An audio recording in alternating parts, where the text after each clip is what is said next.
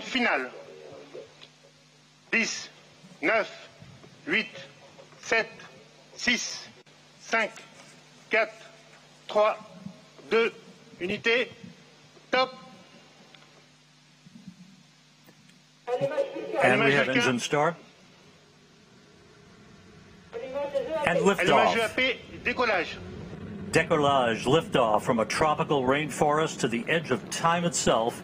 James Webb begins a voyage back to the birth of the universe. Punching a hole through the clouds, 20 seconds into the flight. Good pitch program reported.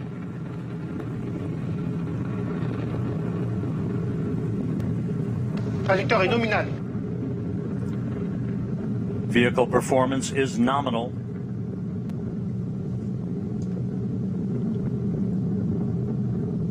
The Ariane 5 rocket continues to fly uphill in nominal fashion.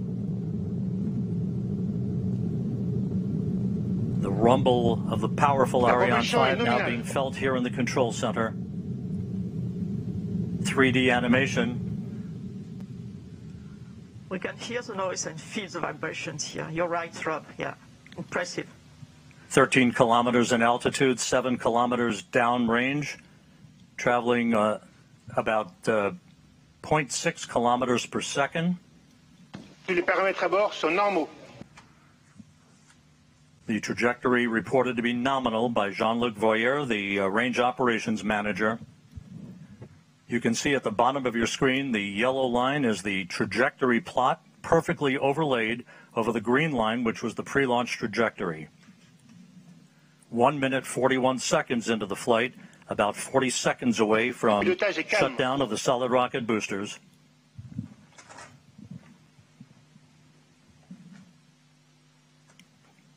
Coming up on the 2-minute mark into the flight.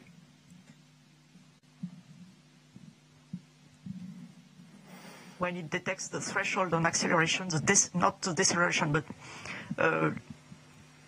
less acceleration for Les paramètres à bord sont normaux. Everything is okay, everything is normal. 2 minutes, 15 seconds into the flight. When the computer detects this threshold, it will separate. Séparation des EAP. Done. We have confirmation of solid rocket booster separation from Jean-Luc Voyer. This coming at an altitude of 44 miles. The Ariane 5 and James Webb traveling almost 5,000 miles an hour. We have about 1 minute, 5 seconds to go before fairing jettison. That'll be the next critical milestone. The fairing is there to avoid the satellite being exposed to high temperatures and also high airflows. And as soon as the launcher leaves the atmosphere, as is now the case, the satellite does not need anymore to be protected, and Webb does not need anymore to be protected. So each kilogram being very important for the performance of the launch, we are going to eject this no more useful fairing. And let's go down to the floor in the Jupiter Control Center to Raphael Chevrier of Arianespace. Raphael, so far so good. Hi, Rob. So far, so good. Everything is nominal, as we say, when attitude and trajectory of the Ariane 5 is going perfectly well. As you can see also on the yellow line on the screen, we had the confirmation of the separation of the two solid boosters and now of the fairing, meaning that we have crossed the limits of the atmosphere. So everything is going super good. And the DDO just said that all parameters are going perfectly smoothly. So let's continue the mission. And Raphael, this is a view from the upper stage camera called the Vicky Cam, looking back at the James Webb Space Telescope. This is on about a 20-second delay or so because of the way the imagery is processed here in the control room. There's your telescope ready to unfurl its wings, basically, and begin its journey to the Lagrange point, the L2 point, about 1 million miles away from Earth. La trajectoire est nominale. Trajectory is nominal. The report from Jean-Luc Voyer.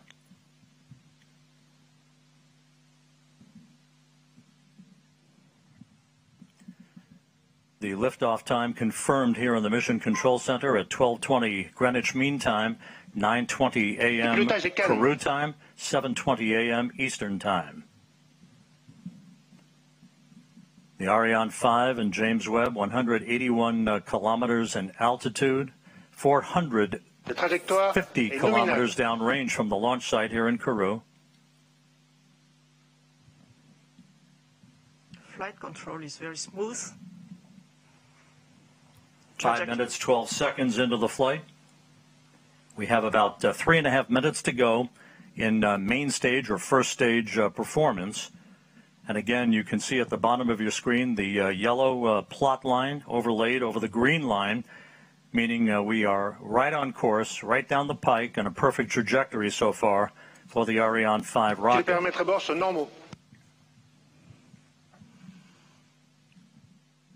All telemetry data are now received by the Galio tracking station, which is close to here, where we are in Kourou. It will track the launcher up to the ignition of its upper stage. And then we'll have the natal station in Brazil, Ascension as you can see on the map, in the middle of the ocean, and the two last stations in Africa, Libreville and Malindi, one on the east coast, the other one on the west coast. And the one on the west coast, Malindi, you can see that the telescope will be separated more or less over this Malindi station. And this Malindi station will also acquire the telemetry data from the telescope. You can see both are green, Galio and Natal, on this animation. It means they are expected to receive the data, and it was confirmed right now by the launch operations manager. Acquisition de télémesure par la station du Natal au Brésil. And just confirming now that telemetry is being processed through the Brazilian tracking station. The telescope is also processing telemetry through the tracking and data relay satellite system.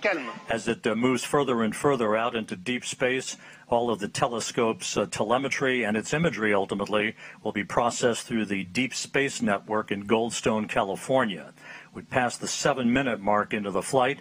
A perfect ride so far on the Ariane 5. We have about 1.5 minutes to go in the first stage performance. Once the main stage engine is commanded to cut off, it will be jettisoned, and just a few seconds after that, the upper stage engine will ignite, and it will be the workhorse for a 16-minute burn that will put James Webb into its preliminary orbit.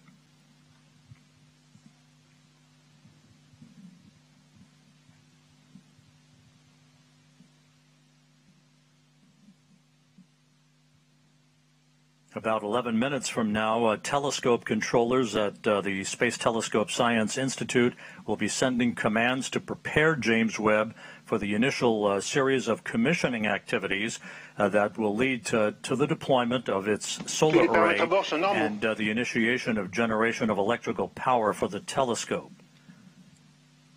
About 30 seconds away from main engine cutoff.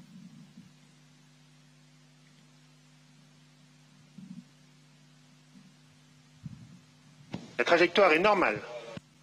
Nominal trajectory continues to be the watchword for the day from the Range Operations Manager, Jean-Luc Voyer, as we stand by for main engine shutdown and separation.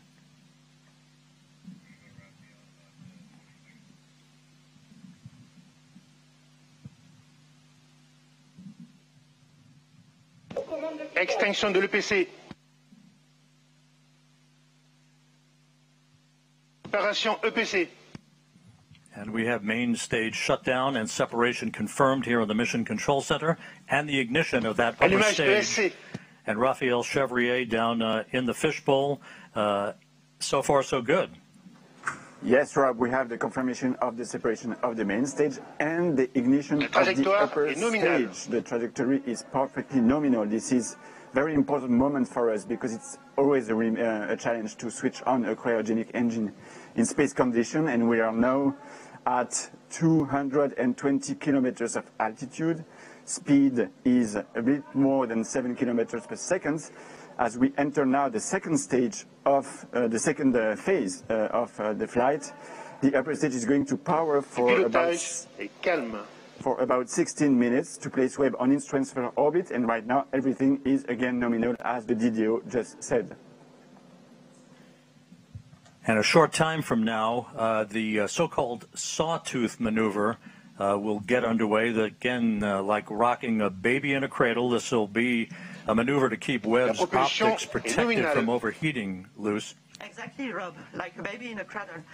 You can see here Webb attached on top of Ariane 5 upper stage with a very specific configuration. Of course, it will be different during its lifetime, but for the time being, its sun shield is folded and not yet fully protecting the observatory. A number of exhaustive studies have been performed by the mission teams in Europe, in the US, on the thermal conditioning inside the telescope and the way the rays of the sun would propagate and interact with sensitive equipment inside the telescope. Maintain this thermal conditioning is really key before separating this telescope. And in particular, we know that one face of the telescope cannot face the sun. That's why, and to produce these right thermal conditions inside Webb, a specific roll law has been designed, what we call the Sawtooth Approach. And if you are watching carefully to these images, you can see this animation. You can see that the upper stage is going 30 degrees on one side, then 30 degrees on the other side, going back and forth this way to maintain this perfect thermal conditioning for the telescope. It's worthwhile noting that after Webb separates from the upper stage of the Ariane 5 rocket, which continues to perform in excellent fashion coming up on the 12-minute mark into the flight, the telescope controllers will be taking the baton, if you will, from the mission controllers here in Kourou. The first steps will be the opening of fuel valves, a pair of fuel valves, to start flowing fuel to Webb's onboard thrusters. They then will power on the valve drive electronics. Those are powered on in preparation to control and fire those thrusters when required. Webb's solar array is scheduled to be deployed at approximately the 33-minute mark into the flight. Once it is locked in place, we'll get the call that electricity is flowing through the array. That call will come from the Mission Operations Manager, Carl Starr, who's at the Space Telescope Science Institute at Johns Hopkins in Baltimore. Seated right behind him in that control room is Alicia Starr, a pair of stars helping to guide James Webb on its discovery of the stars. Alicia Starr is the lead engineer for launch and ascent events. Once the solar array is deployed and declared power positive, then 3 out of the 4 hold downs for the aft deployed radiator will be released to prevent binding due to the cool down of the telescope's composite structure. The contamination control heaters will be enabled to protect instrument optics on Webb from any water ice condensation as they cool down. The actuator drive unit will be powered on. This particular mechanism helps with heater control of the fine steering mirror, preventing water ice condensation, later to be used to position each of the mirror's segments. All 6 reaction wheels and the wheel drive electronics will be powered on for Webb, and that will be the precursor to the attitude control system using those reaction wheels to maintain the proper orientation with the sun, as opposed to using onboard thrusters. Of course, fuel in those thrusters, very valuable. It's a limited commodity for the lifetime of James Webb's observations of the universe. We're 13 minutes, 55 seconds into the flight. Jean-Luc Voigt.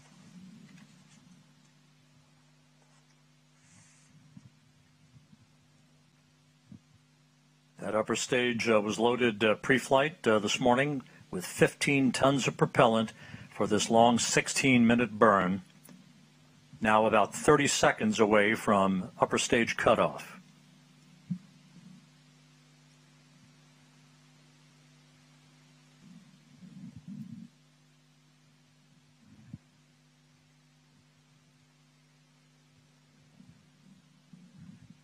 We're standing by for upper stage shutdown and the cutoff of the upper stage engine.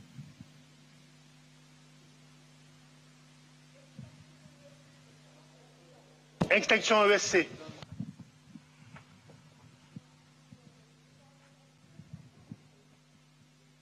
Tous les paramètres à bord sont normaux. The extinction of the shut-off of the cut-off of the engine was confirmed exactly as expected, with the exactly expected altitude and speed and velocity.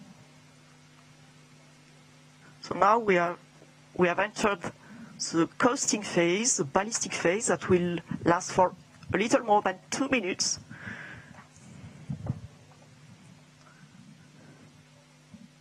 And the telescope controllers in Baltimore confirming that all of the function parameters for the James Webb Space Telescope have been loaded on board the telescope. We are expecting Webb separation at the 27-minute 7-second mark here into the flight. Just over a minute from now, springs will gently push Webb away from the upper stage of the Ariane 5. As it moves further and further away from the upper stage, there'll be what we refer to as a collision avoidance maneuver. Yes, Rob, exactly. The springs already will give some distancing, of course, between the two objects, between the telescope and the upper stage.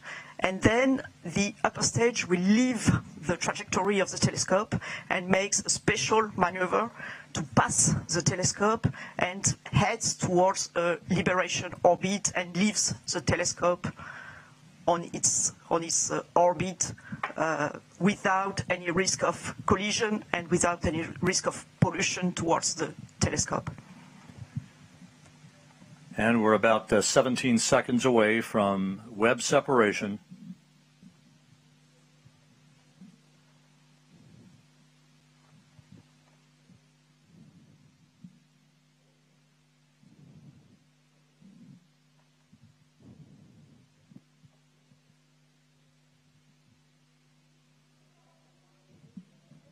Séparation Webb Space Telescope. Go Webb!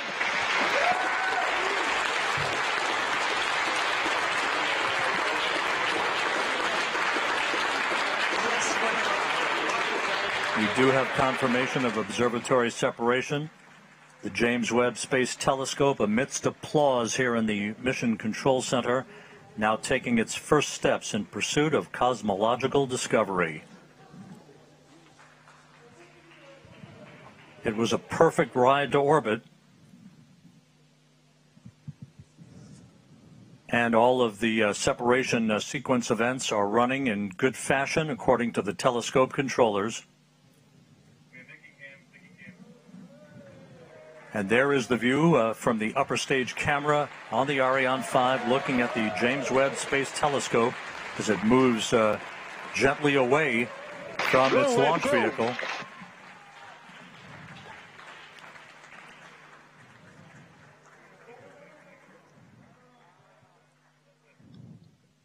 Fantastic pictures of this telescope. Go Webb, go Webb. Yes, go Webb. Ironically enough, as we marvel on this view from the upper stage camera, this will be humanity's last view of the James Webb Space Telescope as it moves to its workplace about 1 million miles away from Earth. Yes, you're right, Rob. Impressive, fantastic pictures, yeah. Now we'll be hearing shortly from the mission operations manager at the Space Telescope Science Institute, Carl Starr, who will be calling out the procedures that will lead to the deployment of Webb's solar array.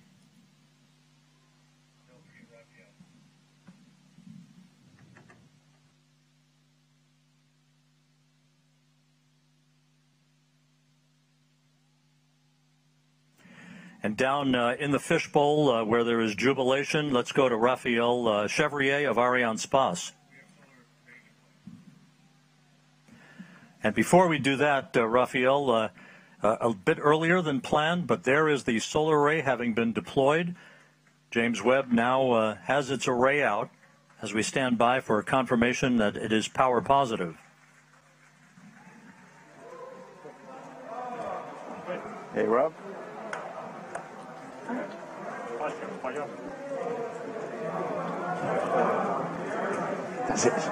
J'entends pas ce qu'il me dit.